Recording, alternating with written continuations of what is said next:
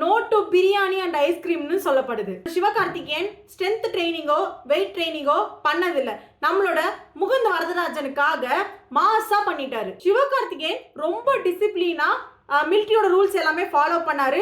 Set no to biryani and ஐஸ்கிரீம்னு சொல்லப்படுது. சிவகார்த்திகேயனுக்கு ட்ரைனிங் கொடுத்த பர்சன் சொல்றாங்க, சில நேரத்துல நானே சிவகார்த்திகேயன்ட்ட வந்து ட்ரைனிங்கை விட தூங்குங்கன்னு சொல்லுவேன்.